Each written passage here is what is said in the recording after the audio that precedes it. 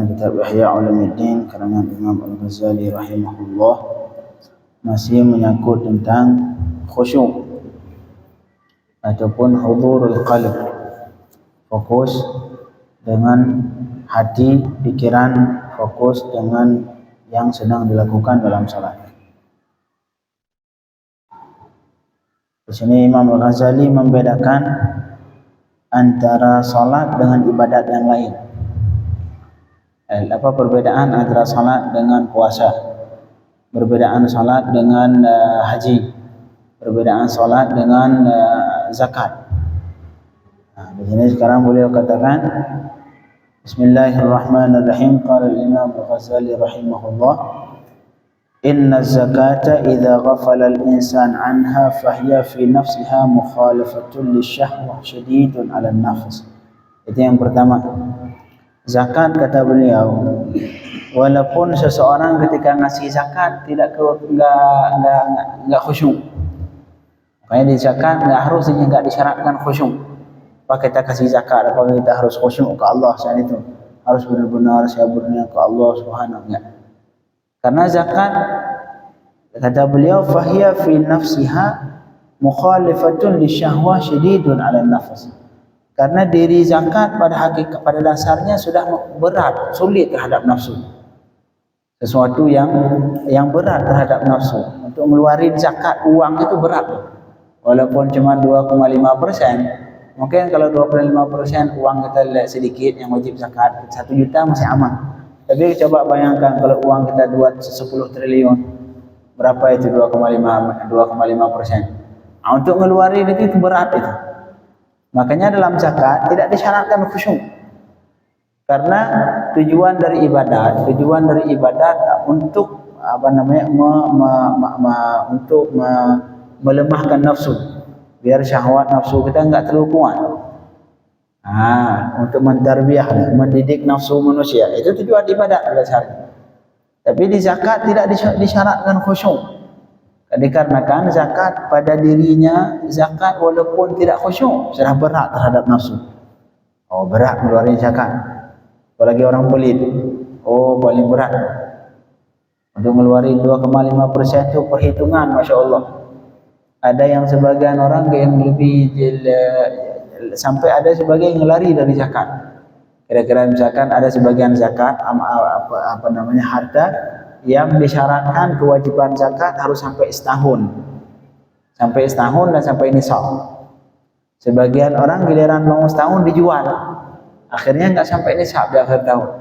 Ada yang seperti itu. Banyak orang lari dari zakat.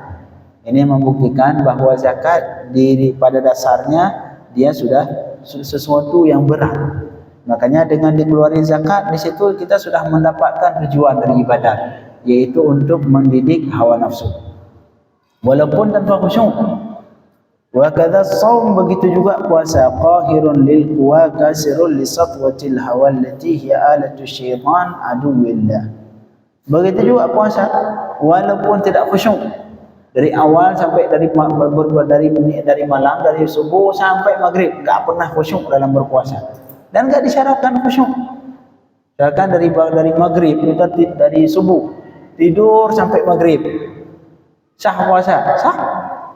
Artinya tidak disyaratkan khusyuk, enggak disyaratkan hudur qalb dalam puasa. Ini penyebabnya kenapa, Ustaz?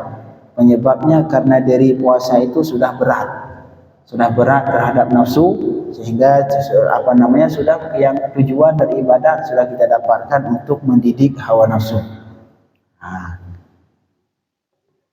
Fala yab'ud an yahsula minha maqsud ma'al ghaflah. Maka ada kemungkinan, kata beliau, tujuan dari dua ibadat tadi kita dapatkan walaupun dalam keadaan tidak khusyuk. Walaupun dalam keadaan lalai ketika berpuasa, dalam keadaan lalai ketika bayar zakat, udah asal ngasih aja. Sepenting niat, yang penting niat. Kemudian pas ngasih, asal ngasih aja, enggak khusyuk, enggak fokus. Ini tujuan dari ibadat itu sudah kita dapatkan, walaupun tanpa khusyuk. Wa kadzalika al-hajj af'alan syaqqatun syadidah. Apalagi haji apalagi yang pertama ngeluarin uang. Itu paling berat kan, ngeluarin uang 50 juta. Hitung-hitung orang, 50 juta juta besar ya. Ngitung banyak perhitungan kalau zakat. Tapi kalau ke tempat lain berbuah-buah ke luar negeri, main-main ke luar negeri itu nggak ada perhitungan. Mau habis 100 juta juga nggak ada urusan. Tapi giliran zakat ataupun giliran haji, itu 1000 perhitungan. Sampai 100 rupiah itu dihitung. Ini kemana 100 rupiah? Giliran liburan ke luar negeri, ke Eropa, ke Turki misalkan, ini nggak ada perhitungan sama sekali. Mau berangkat pulang habis uang 100 juta juga nggak masalah. Tapi kalau haji, perhitungannya banyak. Entar kalau saya jual harta, kalau saya ambil 50 juta, entar anak sekolah bagaimana? Entar kalau saya ambil 50 juta itu, entar cucu saya bagaimana? Kalau saya ambil 50 juta itu, nanti kalau tiba-tiba saya sakit bagaimana? Oh, Masya Allah, takdir. Semuanya mungkin kalau nanti, kalau begini. Yang kesimpulannya nggak wajib. Yang kesimpulannya berkeinginan untuk mengatakan saya nggak bisa pakai uang ini buat haji. Nah, kalau lebaran ke tempat lain, ke luar negeri, nggak ada perhatian, nggak ada perhitungan sama sekali. Alhamdulillah min dzalik. Artinya haji yang pada dasarnya dia itu sesuatu perbuatan yang berat. Yang pertama harus mengeluarkan uang. Yang kedua memang perbuatan haji berat. Tawaf, sa'i, apalagi di musim haji panas. Manusia yang sampai jutaan, berat. Makanya perbuatan haji itu walaupun tanpa khusyuk sudah berat. Dari situ sudah tujuan dari ibadat haji untuk mendidik hawa nafsu sudah kedapat. Wa fihi minal mujahadah ma yahsulu bihi al-ila. Dalam haji itu sudah bersungguh-sungguh yang bisa meredam hawa nafsu. Allah. Wa kadza kana al-qalbu hadiran aw lam yakun. Apakah hati ketika melakukan haji itu dalam keadaan khusyuk, tidak khusyuk? Yang tujuan dari haji untuk mendidik hawa nafsu ketemu dapat. Tapi kalau salat di sini. Kalau salat sama seperti haji. Salat sama seperti zakat. Salat apakah sama seperti yang tadi yang kedua puasa? Amma salah. Di sini letak perbedaan kenapa salat dibutuhkan khusyuk. Sedangkan ibadat yang lain enggak harus khusyuk. Salat amma salatu falaysa fiha illa dzikrun wa qira'atun wa ruku'un wa sujudun wa qiyamun wa qu'udun. Sedangkan salat cuman zikir, qiraah, zikir seperti Allah Akbar, qiraah baca ayat Quran, kemudian rukuk, sujud, berdiri, duduk, itu salat. Ada lagi selain itu salat? Enggak ada. Butuh uang untuk salat? Enggak butuh uang untuk salat. Salat cuman zikir, baca Al-Quran, rukuk, sujud, berdiri, duduk, itu aja. Fa amma dzikru, adapun zikir, fa innahu muhawaratun wa munajatun ma'allah. Ini zikir. Beliau sekarang mempetelin. Salat ini tidak terlepas dari 4 hal tadi, 4, 5, 6. Pertama zikir, qiraah, rukuk, sujud, berdiri, duduk, 6 hal. Kenapa salat dibutuhkan khusyuk? Karena salat terdiri dari 6 perkara ini saudara. Enggak butuh uang buat salat. Yang pertama zikir. Adapun zikir kata beliau fa innahu muhawaratun wa munajatun ma'allah. Zikir mengandung muhawarah, dialog dengan Allah. Itu zikir. Subhanallah, subhanallah. Itu ibarat dari dialog kita dengan Allah Subhanahu wa taala. Apalagi berdoa. Ihdinas siratal mustaqim, berdoa dalam salat Rabbighfirli warhamni wajburni. Ini semua doa yang artinya kita bermunajat, berdialog dengan Allah, meminta sesuatu dari Allah. Fa imma yakun maqsud minhu qawluhu khitaban muhawara atau an yakuna al-maqsud minhu al-huruf wal aswat wa imtihan lil lisan bil amal. Sekarang kalau kita cek itu tujuan Allah menyuruh berzikir dalam salat untuk apa? Apakah tujuannya untuk mendapat dialog dengan Allah? Atau sekedar cuman bacaan Tujuan misalkan, saat itu bisa jadi Allah menyuruh baca doa dalam salat ataupun baca zikir dalam salat untuk mendidik ini lisan. So, untuk menguji lisan, biar lisan ini mungkin capek dia, malas dia untuk menguji lisan, tidak? Bukan itu.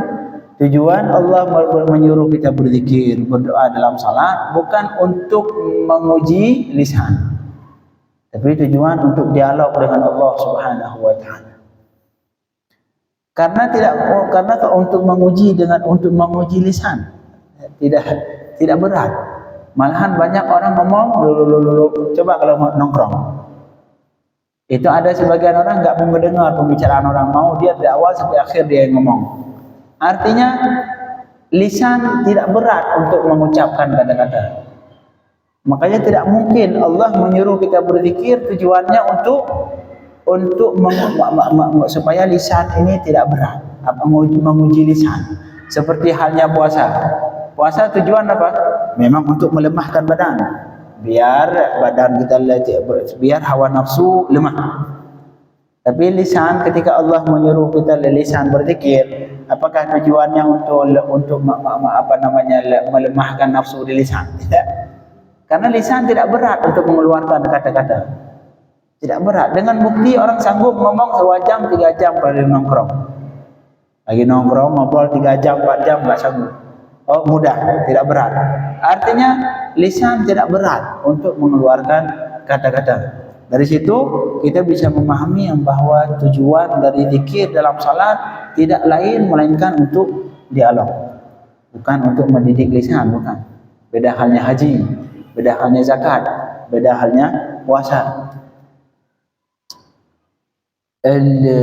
Karena kata Imam Al-Ghazali, karena menggerakkan lisan ma'akhafu 'alal ghafil. Karena menggerakkan lisan terhadap orang lalai, apalagi lagi nongkrong, itu mudah. Jangankan lagi nongkrong, lagi baca Al-Quran, kalau orang lalai mudah baca Al-Quran. Kadang-kadang Al-Quran jadi lagu. Apalagi yang baca Al-Quran jadi lagu, enak baca dia. Baca selawat, apalagi sekarang sudah jadi sebagian sudah pakai musik. Selawat ataupun Al-Quran sudah pakai irama, itu justru lebih enak. Bacanya justru kadang-kadang untuk menikmati baca. Jadi tidak lagi sesuatu yang berat. Bacaan zikir, apalagi yang sudah ada musik, itu bukan sesuatu yang memberatkan terhadap hawa nafsu. Artinya dari sini kita bisa memahami yang bahwa tujuan dari zikir dalam salat, doa dalam salat tidak lain melainkan untuk muhawarah. Makanya untuk hasil muhawarah, dialog dengan Allah, tidak mungkin terdapat menghasilkan dialog kecuali harus huzur. Di situ pertama perbedaan kenapa dalam salat dibutuhkan khusyuk sedangkan ibadat lain enggak perlu. Karena dalam salat yang pertama zikir. Zikir, tujuan dari zikir semata-mata untuk dialog dengan Allah Subhanahu wa taala. Balil maksud, kata beliau, akan tapi tujuan dari membaca zikir adalah untuk membaca dengan lidah dan sesuai dengan hati. Membaca dengan lidah yang sesuai dengan hati. Itu tujuan. Artinya dialog.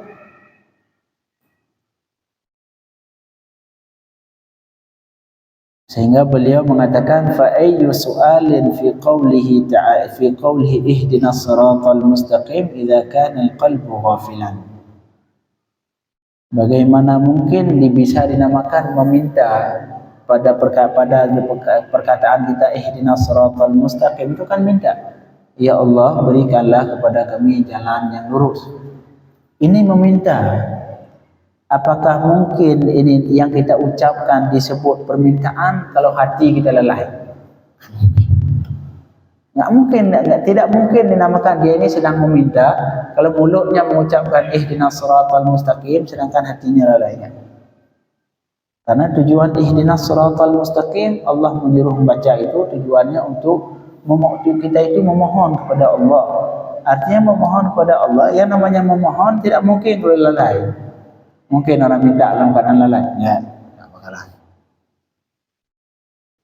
Itu yang pertama, itu azkar. Itu azkar. Kemudian yang kedua, dari kesimpulannya, tujuan dari zikir dalam salat, doa dalam salat, semuanya untuk dialog dengan Allah. Enggak ada tujuan lain sama sekali. Nah, karena kalau misalkan cuma apakah berat di lisan itu mengucapkan ihdinas siratal mustaqim? Enggak berat. Enggak berat. Artinya Allah tidak mungkin, Allah tidak mentaklif, menyuruh membaca ihdinas siratal mustaqim, karena ihdinas siratal mustaqim sesuatu yang berat terhadap nafsu. Enggak berat. Untuk mengucapkan ihdinas siratal mustaqim enggak berat. Beda halnya Allah nyuruh zakat, oh berat. Allah nyuruh haji, berat. Puasa, berat. Makanya dalam ihdinas siratal mustaqim tidak mungkin tujuannya untuk memberatkan cuma dengan melafazkan doa. Pasti di situ tujuannya untuk hasil dialog dengan Allah Subhanahu wa taala. Itu zikir.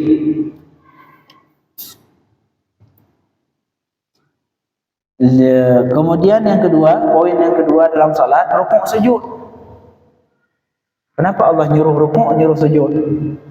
Apakah berat rukuk dan sujud? Enggak. Buktinya orang nge-gym, main nge-game. Oh, sampai pagi sampai siang. Yang olahraga dari pagi, yang main tenis dari pagi sampai siang, itu 10 kali lebih capek dari rukuk sujud. Apa? Marhaba? Besi diangkat-angkat main ni. Enggak berat. Artinya rukuk sujud pada dasarnya tidak berat. Lebih berat pada rukuk sujud yang kita lakukan 4 rakaat dibanding orang yang mengangkat besi. Berat mengangkat besi. Artinya rukuk sujud pada dasarnya tidak berat. Tidak berat. Makanya tidak mungkin Allah menyuruh kita rukuk sujud dalam salat untuk mengetes tubuh kita kuat atau mau atau tidak. Tidak, bukan itu tujuannya. Rukuk sujud dalam salat bukan tujuannya untuk mengetes badan kita supaya lemah nafsu dengan rukuk sujud, tidak. Karena rukuk sujud sesuatu yang tidak berat atas badan kita. Beda hanya puasa. Puasa berat. Makanya di situ terasa, oh ini benar-benar Allah menyuruh tujuannya untuk lemah nafsu. Tapi pada rukuk sujud enggak. Ini poin yang kedua dalam salat adalah amr rukuk was sujud fal maqsud bihima ta'zimu qat'an. Terus apa tujuan dari rukuk sujud? Tujuan dari rukuk sujud, tujuan untuk menta'zim, untuk menghormati, mengagungkan Allah Subhanahu wa taala. Makanya bentuknya rukuk dan sujud. Ini sebalik dulu Bani Israel yang keras kepala. Bani Israel yang keras kepala. Dia suruh masuk sebuah kampung untuk makan. Makanya makan terserah apa saja mau makan di situ. Di kampung itu. Tapi syaratnya apa? Ketika masuk membaca hittatun. Hittah artinya ampuni Allah, ampuni dosaku. Ketika masuk pintu. Ya kami di sini di kampung itu semua makanan lengkap. Silahkan kalian makan apa saja. Tapi syaratnya 2. Ketika masuk pintu, yang pertama dalam keadaan sujadan, keadaan sujud atau rukuk, menunduk seperti ini. Kemudian yang kedua dengan mengucapkan hittatun. Hittatun artinya ya Allah ampuniku, ampuni. Apa yang dilakukan Bani Israel yang keras kepala Israel sekarang? Itu cucu-cucunya sekarang. Apa yang mereka lakukan? Nah, seharusnya rukuk seperti ini. Tujuan apa? Karena itu bentuk ta'zim ke Allah Subhanahu wa taala. Mereka tidak dibalik seperti ini. Balik. Astagfirullahaladzim. Keras kepala. Makanya rukuk sujud dalam salat tujuannya tidak lain melainkan cuma untuk ta'zim Allah Subhanahu wa taala. Tidak mungkin Allah nyuruh rukuk sujud untuk memberat, karena rukuk sujud ini untuk melemahkan nafsu dengan rukuk sujud. Kan enggak. Karena rukuk sujud enggak berat. Beda halnya puasa, berat, haji berat. Tapi kalau rukuk sujud enggak berat. Orang sanggup main gym sehari 2 jam, 3 jam tiap hari. Salat 2 salat lebih mudah 1000 kali dibanding olahraga. Walau jaza an yakun mu'azzim lillah bi fi'lihi wa huwa ghafil anhu, la jaza an yakun mu'azziman li sanam mawdu' bayna yadayhi wa huwa ghafil anhu. أو يكون معظما للحائط الذي بين يديه وهو غافل عنه.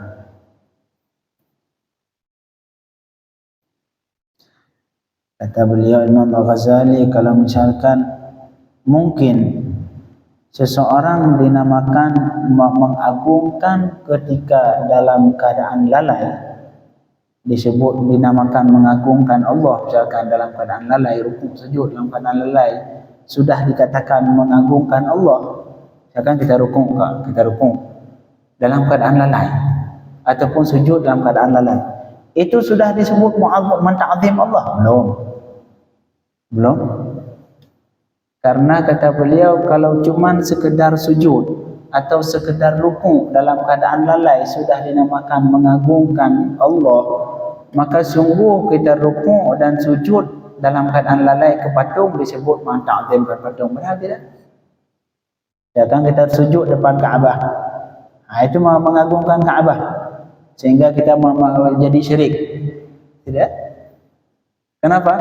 Karena ketika kita sujud saat itu tujuannya menta'zim Allah, bukan mengagungkan Kaabah. Ya kan, kita sujud depan pohon, kita solat belakang pohon, depan pohon.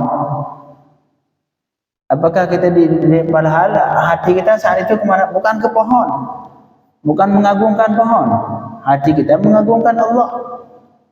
Tunggu, kalau misalkan sekedar perbuatan rukuk saja ataupun sujud saya sudah dinamakan mengagungkan, sungguh kita itu syirik. Padahal enggak syirik. Itu enggak syirik. Artinya rukuk semata-mata rukuk doang dalam keadaan lalai, sujud saja dalam keadaan lalai belum menghasilkan mengagungkan Allah. Artinya baru dinamakan rukuk yang dengan rukuk yang berfungsi untuk mengagungkan Allah, sujud yang berfungsi untuk mengagungkan Allah, cuman rukuk dan sujud yang khusyuk. Kalau cuma sujud doang, rukuk tanpa khusyuk, enggak ingat ke Allah sama sekali, apakah mengagungkan Allah sama itu? Enggak. Sama seperti kita olahraga rukuk sujud, bangun rukuk sujud, kayak sekolahnya. Apakah itu dinamakan rukuk? Nah, rukuk bukan rukuk. Rukuk adalah menggerakkan badan, bungkuk dengan tujuan untuk mengagungkan Allah. Dan mengagungkan Allah tidak mungkin, kita tidak bisa dikatakan mengagungkan Allah dengan rukuk kecuali kalau khusyuk.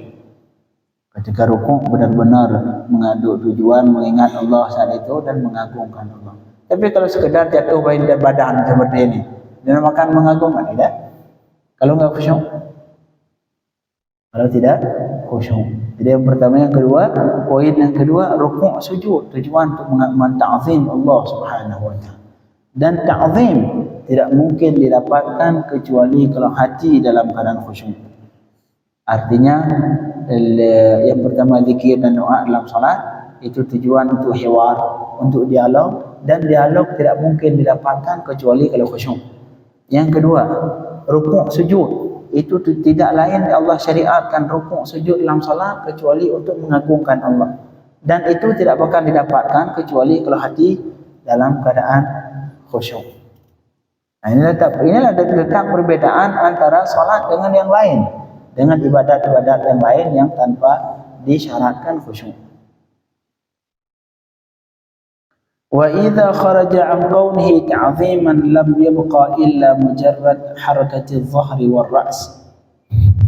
Dan apabila rukuk sujud yang kita lakukan bukan lagi untuk ta'zim, artinya sekedar rukuk sujud, enggak ingat ke Allah sama sekali, lam yabqa, maka rukuk sujud kita cuman sekedar pergerakan ini doang, punggung, pergerakan kepala doang. Enggak lain. Apa rukuk sujud yang dilakukan? Itulah gerakan kepala badan, selesai. Apalagi di situ mengagungkan, enggak? Jadi artinya kalau kita pretelin, tujuan rukuk untuk mengagungkan Allah. Dan pengagungan Allah tidak mungkin terjadi, seseorang tidak mungkin dalam ketika rukuk mengagungkan Allah kecuali jika rukuk dia mengingat Allah. Kalau pikiran ke tempat lain, itu rukuknya cuma sekedar gerakan kepala. Enggak ada gerakan kepala sama badan. Apa? Mengagungkan Allah situ? Enggak. Jangan gimana kita mengagungkan Allah sedangkan kita saat itu pikiran enggak ke Allah. Pikiran enggak keingat Allah sama sekali. Enggak ada mengagungkan. Nah, itu yang kedua. wa idza kharaja an qawmihi ta'ziman lam yabqa illa mujarradu harakati adh-dhahri war-ra's. Kalau misalkan ke rukuk sujud kita tidak lagi untuk mengagungkan Allah karena tidak ingat ke Allah saat itu, maka yang sisa dari rukuk sujud kita cuma sekedar gerakan kepala sama badan, enggak lain.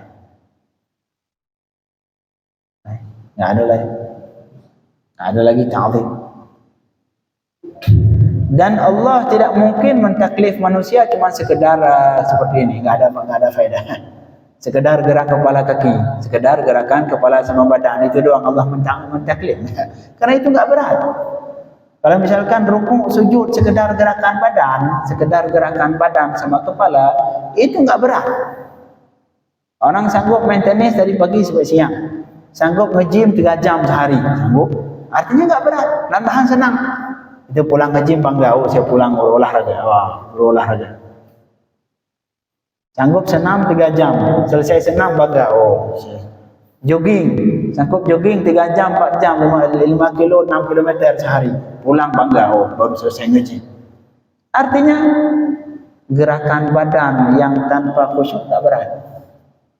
Maka di situ Allah tidak mungkin Allah menyuruh kita untuk menghancurkan hawa nafsu cuman dengan sekedar menggerakkan badan, kepala badan, enggak mungkin. Itu enggak berat soalnya. Yang berat apa? Yang berat menggerakkan badan plus mengingat Allah, itu yang berat. Itu berat. Itu berat betul. Itu benar-benar taklif di situ.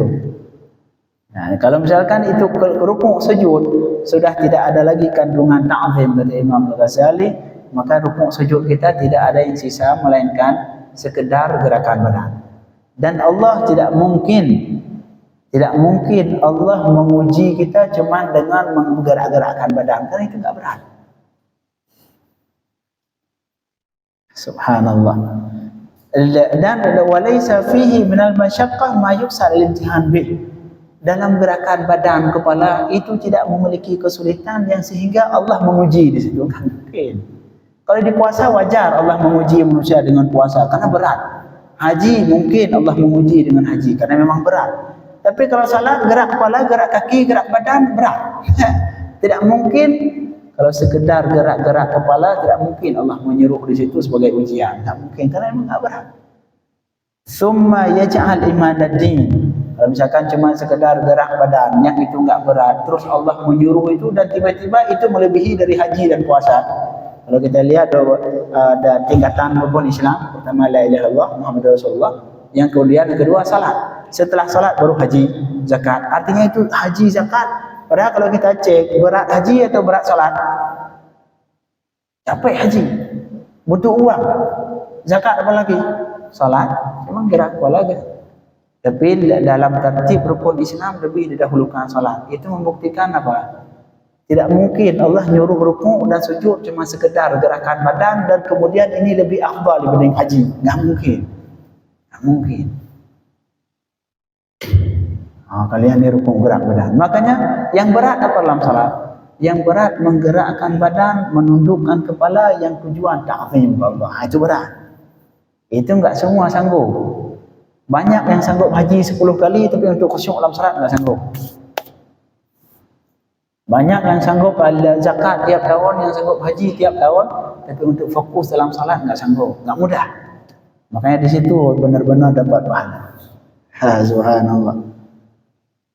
Thumma, kemudian perbuatan kalau cuma sekedar gerakan badan, tidak mungkin Allah memberatkan karena menguji di situ dan kemudian dijadikan sebagai pondasi agama. Enggak mungkin. Artinya rukuk sujud yang berat yang di situ Allah taklif adalah rukuk sujud yang tujuan mengagungkan Allah, yaitu rukuk sujud yang dilakukan berbarengan dengan mengingat Allah. Di situ baru. Tapi kalau sekedar rukuk sujud mudah. Orang sanggup main nge-gym 3 jam, 4 jam. Sanggup olahraga jogging 4 jam, 5 jam sehari. Artinya enggak berat. Dan tidak mungkin Allah menyuruh itu padahal tidak berat. Kemudian Allah katakan ini lebih afdal dibanding haji, lebih afdal dibanding puasa, lebih afdal dibanding zakat. Tak mungkin. Tak mungkin. Subhanallah. Makanya beliau kesimpulannya Imam Al-Ghazali, wa ma'ara anna hadhihi al-'azamah kullaha lis-salah min haitsu a'malaha adh-dhahirah illa an yudafa ilaiha maqsud al-munajah. Kata beliau, saya tidak melihat, tidak terfikir di pikiran saya, kata beliau, bahwa keagungan yang dimiliki oleh salat, sehingga salat lebih afdal di haji, salat lebih afdal dari puasa, salat lebih afdal dari zakat. Tidak mungkin ini semua. Ini mungkin agak pertanyaan ini. Ya. Tersinggung enggak? Rasa tak? Itu kita semua. Benar. Maka disebut maradat dunia fa'ala jalmi, wa maradat akhirah fa'ala jalmi. Jadi tentulah ilmu dunia. Anak SD 6 tahun, dunia. SMP 3 tahun, SMA 3 tahun, perguruan tinggi 6 tahun. Itu dunia mereka itu. Kita ilmu akhirat tidak pernah madrasah itu, tapi mereka itu dia tahu. Akhirnya coba jelaskan. Saya sendiri ini mama masih tanda tanya. Berapa taklim yang harus saya keluarkan zakat? Misalnya ini. Kalau 100 gram katanya, 100 gram. Kalau uang berapa? Saya harus keluarkan zakat. Ilmu nggak ada. Jadi karena tidak tahuan inilah, jadi kita ini makanya ulama itu tanggung jawab nih. Radius berapa tanggung jawab. Nah, kalau kita kasih tahu begini aja kan cuma sekedar ngaji kuping, bukan ilmu kan. Jadi yang saya maksud ini ilmu dunia mereka itu hebat sekali. Adumu akhirat marada dunia fa'ala ilmi, wa marada akhirat fa'ala ilmi. Ilmu agama enggak ada. Jangan ada ilmu dunia aja. Pas kita ini itu si awam. Pas dijelaskan masalah zakat fitrah, zakat mal. Ini zakat mal yang kita bicarakan. Berapa? Taklim setahun, udah dia kumpul setahun. Tapi ini enggak terkumpul-kumpul. Dapat sekian satu hari udah makan habis. Bagaimana? Makanya dijelaskan sedikit bagaimana kalau sudah terkumpul sekian harta baru sekian zakat. Nah, sekian bagaimana caranya? Maka kita tidak mengerti awam tentang hal zakat. Karena punya ilmu. Iya, insyaallah. Jadi disinilah kita mengharap ini ada penjelasan masalah agama. Makanya di masjid-masjid itu bukan sekedar ngaji kuping aja, kita mengaji betul dari nol seperti sholat. Kadang nggak khusyuk karena mengambil wudhunya juga nggak pas atau pakaiannya juga apa dia akhirnya nggak khusyuk juga. Jadi inilah semuanya ilmu, makanya dia sekali berilmi, koma ada akhirat lain. Jadi kalau ilmu di dunia kita sudah lihat SD aja berapa tahun, SMP berapa tahun, SMA. Makanya inilah yang kita harapkan sekarang. Ada satu hadis Rasulullah katakan sallallahu alaihi wasallam, "Man yuridillahu bihi khairan yufaqihu fid din." Seseorang yang Allah ingin baik, yang Allah ingin kebaikan, ini hadis diriwayatkan Imam Al-Bukhari rahimahullah. Allah memberikan pemahaman dalam agama. Artinya kalau sebaliknya, orang yang tidak mau belajar agama dan kemudian tidak paham, sudah tidak paham dan tidak mau belajar agama, di situ bisa dipastikan beliau itu tidak diinginkan baik-kebaikan oleh Allah. May yuridillahu bihi khairan yufaqihu fid din. Seseorang yang Allah inginkan kebaikan, pasti Allah pahamkan agama. Sebaliknya, artinya yang belum ada keinginan untuk memahami agama dan belum paham, itu sebagai perlu tanda tanya yang besar, apakah saya sudah diinginkan kebaikan oleh Allah atau tidak. Jika Allah belum menginginkan kebaikan, pasti Allah inginkan apa? Sebaliknya. Yang Allah inginkan sebaliknya. Allahumma faqihna fid din. Inilah kesimpulan untuk malam hari ini, bahwa rukuk sujud tidak mungkin Allah nyuruh rukuk sujud. Tidak, karena itu tidak berat, melainkan jika dibarengi dengan ta'zim Allah Subhanahu wa taala. Allahumma ij'alna min muqimis shalah. Allahumma ij'alna min muqimis salah waj'alna khashi'in laka birahmatika ya arhamar rahimin faqihna fid din wa sallallahu ala sayyidina Muhammadin wa alihi wa sahbihi